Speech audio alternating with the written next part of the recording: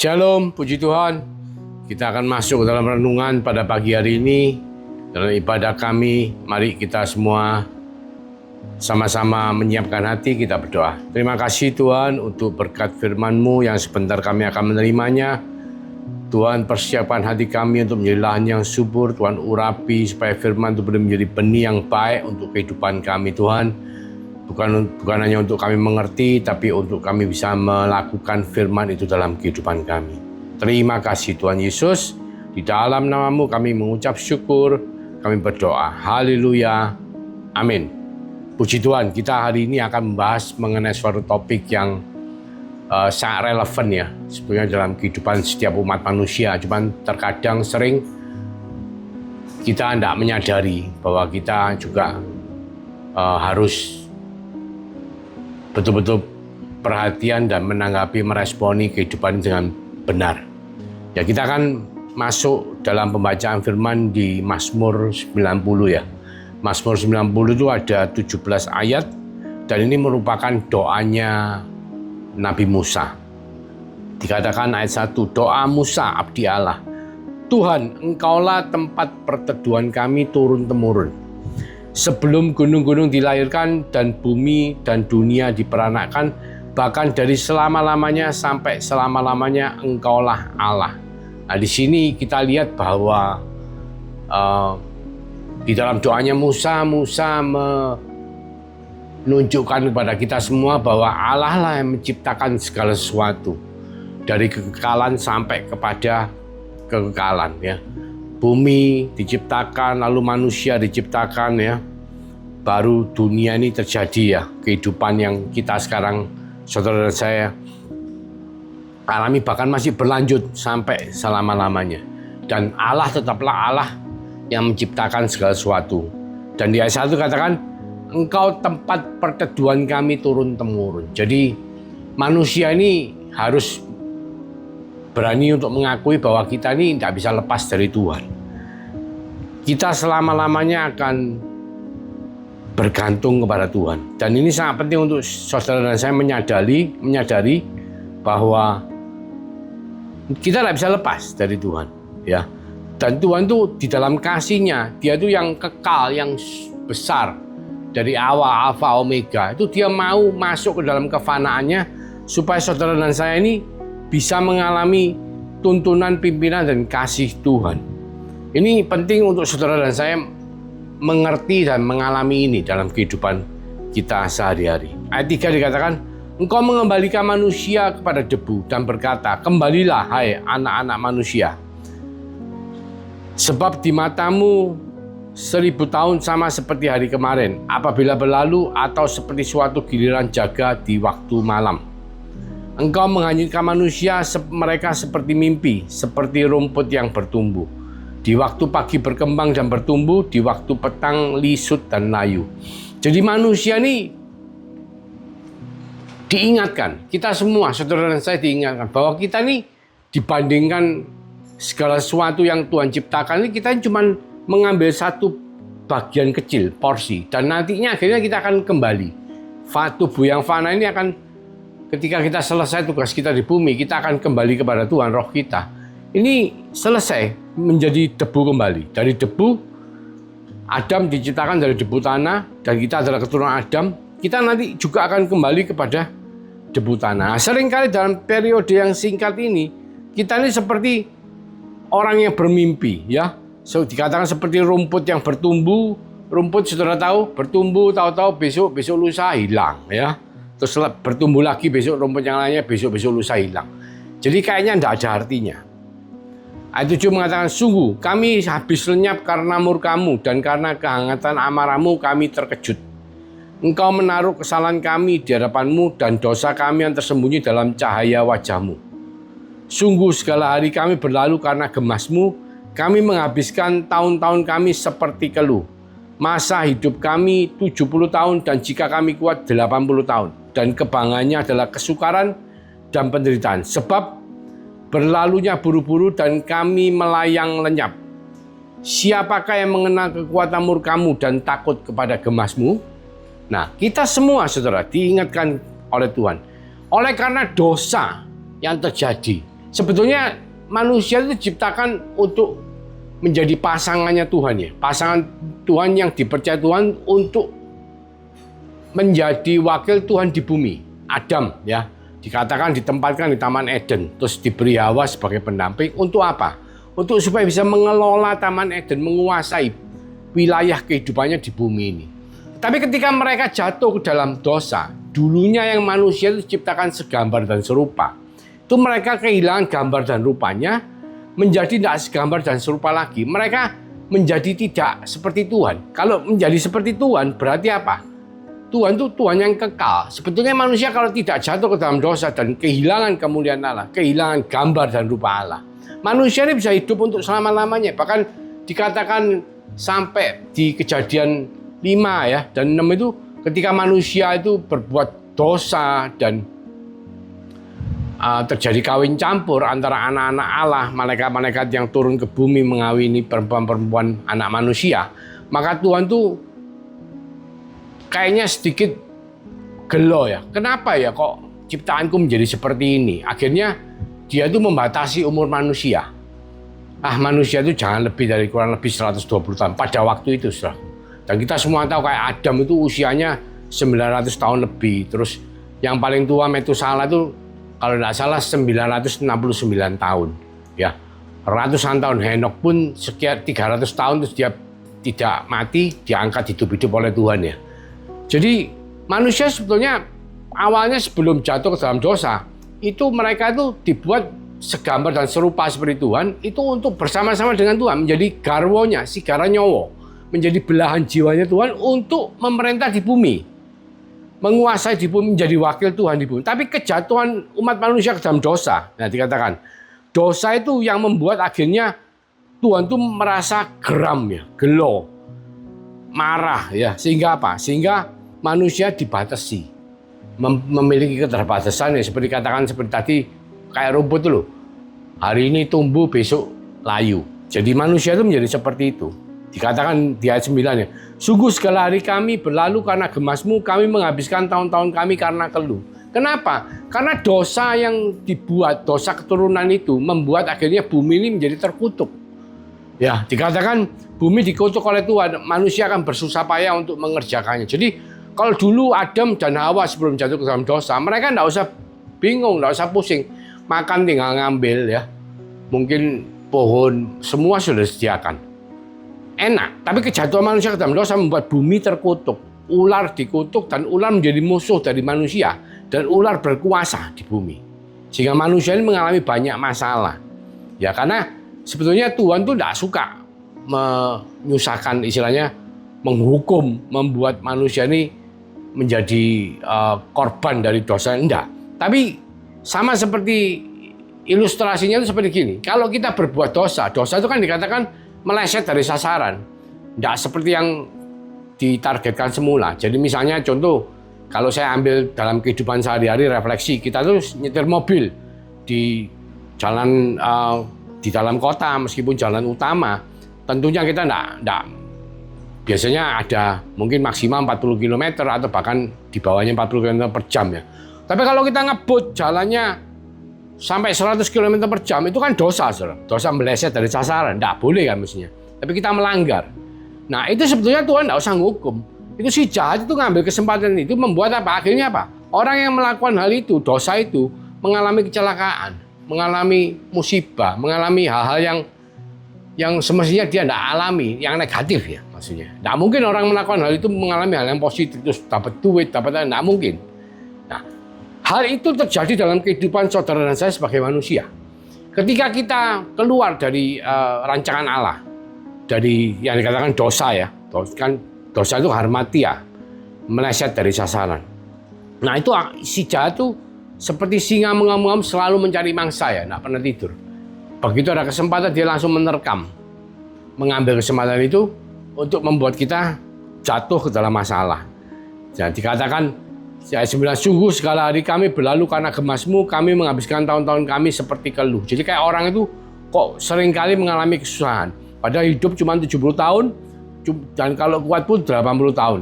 Tapi kebanggaannya adalah kesukaran dan penderitaan. Jadi memang akhirnya karena bumi terkutuk, si jahat berkuasa di bumi, Yang namanya kehidupan di bumi itu tidak gampang, saudara.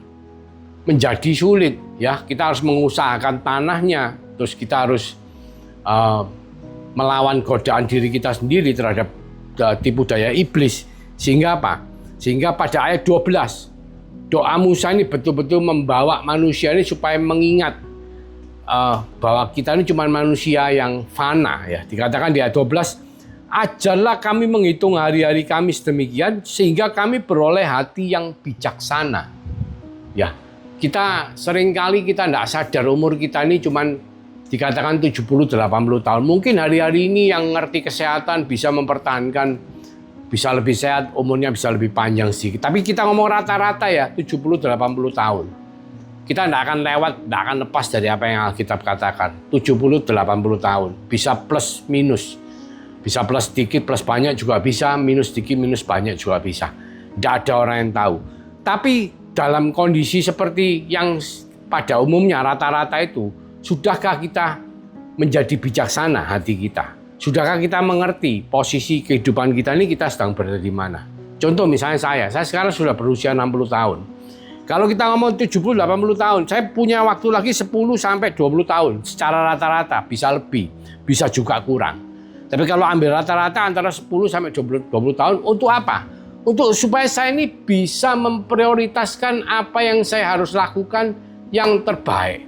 Karena apa? Karena firman Tuhan mengatakan barang siapa beriman percaya kepada Yesus Kristus sebagai Tuhan dan Juru Selamat, maka dia akan hidup kekal bersama-sama dengan Tuhan. Jadi ketika saya selesai tugas saya di sini, saya akan bersama-sama dengan Tuhan. Nah, bersama-sama dengan Tuhan itu bukan cuma sekedar kita terus kembali bersama-sama, karena Tuhan akan melihat dan memberi upah kepada apa yang kita lakukan selama kita di bumi. Selama kita 60, 70, 80 tahun di bumi ini, apa yang kita lakukan. Nah, jadi kalau mungkin saudara mungkin beberapa yang masih muda ngomong, loh saya ini masih 20 tahun Pak, saya masih 25 tahun, saya masih 17 tahun, saya masih punya waktu lama.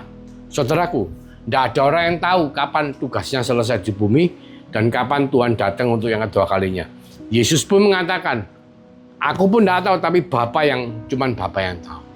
Jadi saudara tidak tahu, tapi saudara harus punya hati yang bijaksana, ya, melihat situasi yang terjadi dan melihat fase kehidupan di mana saudara sudah berada. Kalau saya sudah 60 tahun, jadi saya paling tidak secara rata-rata saya masih punya antara 10-20 tahun lagi untuk bisa berbuah dalam kehidupan saya. Jadi otomatis fokus kehidupan saya sudah tidak boleh sembarangan lagi. Oleh karena itu doanya Musa adalah supaya Tuhan memberikan kita hikmat untuk menjadi orang yang bijaksana, melihat kondisi kita masing-masing, kondisi saudara dan saya. Memang kita tidak mungkin sama, tapi yang jelas kita diperingatkan oleh doanya Nabi Musa supaya kita mengerti. Ya, dikatakan ajarlah kami menghitung hari-hari kami sedemikian sehingga kami beroleh hati yang bijaksana. Terus di ayat 13-17 ini mengenai permohonan pertobatan daripada doanya Musa supaya Tuhan mau kembali mengasihani bangsa Israel. Kenapa? Doa Musa ini dipanjatkan pada waktu bangsa Israel ini keluar dari tanah Mesir. Saudara tahu ketika mereka itu tidak taat sama Tuhan, ya, terus Tuhan minta ini mereka tidak menuruti, akhirnya mereka semua berputar-putar selama 40 tahun di padang gurun sebelum mereka bisa mencapai tanah perjanjian, tanah Kanaan. Jadi kalau kita merefleksikan itu dalam kehidupan setiap umat manusia, sebetulnya kita yang percaya kepada Yesus Kristus sebagai Tuhan dan Juru Selamat yang beriman, kita akan masuk ke tanah perjanjian bersama-sama dengan Tuhan ketika kita menyelesaikan tugas kita di bumi. Tetapi waktu yang singkat ini, saudaraku, kita harus pergunakan sebaik-baiknya. Supaya apa? Supaya nanti ketika kita masuk ke tanah perjanjian, kita sudah punya sangu, sudah punya upah, sudah punya bekal untuk kita bisa hidup bersama-sama dengan Tuhan. Bukan seperti di dunia, tapi dikatakan bahwa kita akan ikut memerintah bersama-sama dengan Tuhan Yesus di kerajaan 1000 tahun, orang-orang kudus Tuhan. Jadi kita tidak boleh tangan kosong. Pertama itu. Kedua, kita lihat bangsa Israel ini, mereka itu umurnya kalau 70, 80 tahun. Nah, padahal mereka itu muter-muter di padang gurun 40 tahun. Sehingga apa? Sehingga semua yang keluar dari Mesir, kecuali Kaleb dan Yosua, mereka semua meninggal di padang gurun. Jadi yang masuk di tanah perjanjian yang lahir di Mesir cuma 2 orang. Yosua dan Kaleb. Semua yang lainnya meninggal. Dan mereka sia-sia matinya di dalam perjalanan di padang gurun. Nah, yang dimaksud adalah supaya apa? Supaya Tuhan mau kembali lagi memperhatikan bangsa Israel, supaya hidup mereka itu tidak sia-sia. Karena kalau kita di padang gurun, kita tidak bisa ngapa-ngapain, saudara. Kita hidup dalam, ibaratnya padang gurun kan hidup dalam penderitaan. Meskipun makan diberi gratis. Ya, roti mana setiap hari diberi sama Tuhan, kita tidak usah kerja. Bangsa Israel tidak usah kerja, tinggal memungut saja. Kecuali hari Sabat mereka tidak memungut. Tetapi di luar itu mereka tidak melakukan apa-apa. Jadi tidak bisa berbuah. Sulit sekali untuk bisa berbuah. Nah, dikatakan di ayat 13, kembalilah ya Tuhan, berapa lama lagi dan sayangilah hamba-hambamu. Musa rindu, karena dia tidak tahu sampai berapa lama. Ya, kita semua tahu karena sudah terjadi. Tapi pada waktu Musa menjalani, tidak tahu, tapi sudah berpuluh-puluh tahun. Waktu Musa masih hidup mungkin belum 40 tahun. Nanti setelah 40 tahun mereka baru masuk waktu dipimpin Yosua. Tapi Musa berdoa supaya Pak Tuhan mau mengampuni mereka supaya mereka biar cepat-cepat bisa masuk tanah perjanjian, bisa menikmati Sabat bersama-sama dengan Tuhan. Di ayat 14 dikatakan, kenyangkanlah kami di waktu pagi dengan kasih setiamu, supaya kami bersorak-sorai dan bersukacita semasa hari-hari kami. Buatlah kami bersukacita seimbang dengan hari-hari engkau menindas kami, seimbang dengan tahun-tahun kami mengalami celaka. Jadi kalau kita lihat di terjemahan bahasa Indonesia sehari-hari itu, maksudnya supaya sukacitanya itu seimbang dengan penderitaannya. Karena kalau kita tahu berjalan di padang gurun ya, saudara, kalau direfleksikan di kehidupan sekarang ini kayak orang itu hidupnya dalam penderitaan, saudara. Ya tentunya siapa yang mau hidup dalam penderitaan terus? Ya kalau kita bicara mungkin satu persamaan kejadian itu mungkin lagi dijajah atau lagi jadi budaknya orang atau lagi masuk penjara sehingga tidak bebas, itu mengalami penderitaan. Tentunya kita semua tidak ingin mengalami penderitaan. Makanya Musa berdoa supaya apa yang dikatakan penderitaan itu seimbang dengan sukacita. Karena tentunya semua orang ingin mendapatkan sukacita di dalam Tuhan. Dalam kehidupan kita tidak ada orang yang menolak untuk menerima sukacita. Tapi dalam kondisi yang terjadi di bangsa Israel waktu itu, mereka lebih banyak mengalami penderitaan. Karena apa? 40 tahun jalan di padang gurun muter-muter. Padahal kalau sekarang ini jalan gitu aja mungkin sebulan, 2 bulan nyampe. Jalan kaki ya, kalau naik mobil ya cepat. Sekarang ini dari Mesir ke Yerusalem, ke tanah perjanjian ya toh. Cepat sekali. Cuman zaman itu kalau jalan ya 40 tahun berarti kan muter. Jadi itu merupakan suatu penderitaan. Ayat 16 mengatakan, biarlah kelihatan kepada hamba-hambamu perbuatanmu dan semarakmu kepada anak-anak mereka. Jadi supaya semua itu bisa mengenal Tuhan. Di dalam penderitaan mereka itu bisa mengenal Tuhan. Dan ayat 17 jelas sekali Musa minta, kiranya kemurahan Tuhan Allah kami atas kami dan teguhkanlah perbuatan tangan kami. Ya perbuatan tangan kami teguhkanlah itu. Supaya apa? Supaya bangsa Israel, saudara dan saya ini diberkati Tuhan. Dalam waktu kita yang singkat di bumi ini, supaya hidup kita ini bisa berbuah. Diberkati Tuhan. Jadi apapun yang kita kerjakan. Seringkali dalam kehidupan ini, mungkin seringkali kita punya satu cita-cita, punya satu angan-angan. Ya memang baru-baru ini saya mendapatkan satu kejadian ya, di mana menimpa salah satu dari yang kami layani, di mana dia tuh ingin secara dunia memang mungkin kepingin karirnya menjadi misalnya dokter atau menjadi businessman ya. Wah, aku harus menjadi seperti ini. Tetapi dengan tekad yang seperti itu dan ketika dia tidak mau berdoa kepada Tuhan dan tanya, terus dia memaksakan mengejar itu, ya bisa. Karena manusia diciptakan segambar dan serupa, diberi intelektual, diberi kepandaian, diberkati Tuhan, bisa. Tetapi ketika dia untuk menjalani itu akan mengalami banyak penderitaan di dalam hidupnya. Nah, yang Musa minta kepada Tuhan ini supaya apa? Supaya diberikan hikmat, diberikan kemurahan Tuhan. Sehingga nantinya saudara dan saya itu bisa mendapatkan hikmat dari Tuhan untuk mengerjakan sesuatu yang sesuai seperti kehendak Tuhan. Jadi kita tidak usah ngoyo sampai akhirnya kita meskipun kita mencapai apa yang kita dapat karena keinginan secara manusia, tapi kita akan mengalami banyak penderitaan, jatuh bangunnya akan menjadi banyak. Karena itu hanyalah sekedar keinginan hati kita, bukan apa yang sebagaimana yang Tuhan mau kita lakukan dalam hidup kita. Jadi kalau kita berdoa, kita meniru doanya Musa, ya poin pertamanya adalah kita harus mengakui bahwa kita tuh tidak bisa lepas dari Tuhan. Dan kita harus juga minta sama Tuhan supaya kita mendapatkan sukacita yang seimbang dengan penderitaan yang kita alami. Karena penderitaan tanda petik ini bisa sesuatu yang bukan berarti menderita secara fisik kesehatannya tidak baik, secara kehidupan tidak bisa makan, tidak punya tempat tinggal, enggak. Bisa juga karena misalnya kalau kita bicara saudara sekolah gitu ya, sekolah tentunya enggak cuma datang ke sekolah pulang terus enggak ada apa-apa, enggak. Saudara kan belajar. Nah di dalam pembelajaran itu banyak hal-hal yang saudara mungkin nantinya akan mengalami jatuh bangun. Bahkan kalau mau tes saudara harus belajar, mungkin kadang-kadang tidurnya sampai malam, sampai capek dan lain sebagainya. Mungkin saudara ketemu sama teman saudara di kelas dibully dan lain sebagainya. Itu semua adalah proses kehidupan. Dan itu bisa kita anggap sebagai penderitaan. Tapi penderitaan yang membuahkan hasil. Ya, penderitaan yang Tuhan mau supaya kita ini menjadi dewasa. Supaya kita menjadi lebih baik. Bukan penderitaan yang sia-sia, saudara.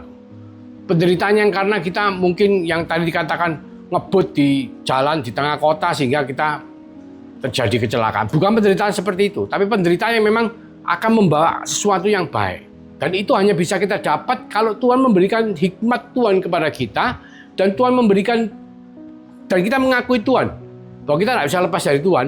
Dan Tuhan memberikan kemurahannya kepada saudara dan saya. Dan itu doa yang Musa panjatkan di Mazmur 90. Dikatakan kiranya kemurahan Tuhan Allah kami atas kami dan teguhkanlah perbuatan tangan kami. Ya perbuatan tangan kami teguhkanlah itu. Jadi saya tidak tahu permasalahan apa yang saudara sedang hadapi sekarang. Tapi saya percaya tidak ada satupun dari kita yang bebas dari penderitaan, tanda petik, atau permasalahan kehidupan. Karena dalam kehidupan ini kita tidak usah cari masalah. Masalah pasti banyak dan berdatangan. Tapi percaya bahwa Tuhan adalah tempat perlindungan kita. Kita tidak akan bisa lepas dari Tuhan. Dan percaya Tuhan akan memberikan hikmatnya pada saudara dan saya. Untuk kita bisa menjadi lebih bijaksana di dalam usia kita. Ya. Dan percaya, berdoa kepada Tuhan, minta berkat Tuhan dan kemurahan Tuhan. Supaya kita bisa berbuah dalam kehidupan ini. Jadi kehidupan kita tidak akan sia-sia. Meskipun mungkin saya cuma tinggal sisa 10 sampai 20 tahun lagi secara rata-rata. Tapi saya percaya ketika saya tetap berdoa dan tetap setia dan tetap melakukan apa yang Tuhan mau dalam kehidupan saya, maka Tuhan akan membuat saya, kemurahan Tuhan akan membuat saya berbuah dalam kehidupan ini. Mari saudaraku, kita bersama-sama merenungkan apa yang menjadi doa Musa ketika bangsa Israel sedang dalam penderitaan di padang gurun. Dan akhirnya doa Musa ini bisa menjadi satu bagian yang penting dalam kehidupan doa kita. Supaya kita beroleh hikmat yang daripada Tuhan. Supaya kita percaya dan tahu bahwa kita tidak akan lepas daripada Tuhan. Dan supaya kemurahan Tuhan, berkat-berkat Tuhan akan membuat kehidupan kita berbuah. Mari kita berdoa. Terima kasih Tuhan Yesus untuk hari ini di mana kami boleh belajar bagaimana Musa berdoa kepada Tuhan ketika bangsa Israel lagi dalam pergumulan di padang gurun, berjalan sudah hampir 40 tahun tapi mereka masih belum sampai ke tanah perjanjian. Tapi percaya bahwa Tuhan adalah Tuhan yang mengasihi setiap daripada kita, meskipun kita hanya sekedar seperti rumput yang hari ini tumbuh besok menjadi layu, tetapi Tuhan di dalam kekalannya, di dalam kemahakuasaannya, Dia mau untuk bersama-sama kita mendampingi kita untuk melalui semuanya ini dengan memberikan kita hikmat, dengan memberkati kita, memberikan kemurahannya supaya kehidupan kita boleh berbuah di hadapannya. Terima kasih Tuhan Yesus. Terima kasih. Biarlah berkat daripada Allah Bapa melalui kasih karunia daripada Tuhan Yesus Kristus yang telah memeteraikan Roh Kudusnya dalam kehidupan saudara dan saya, yang menyertai mulai hari ini sampai Tuhan Yesus datang untuk bahkan sampai selamanya, juga selalu memberkati, menolong, menghibur. Di dalam nama Tuhan Yesus Kristus, kita semua yang percaya, mari kita sama-sama katakan amin. Tuhan Yesus memberkati.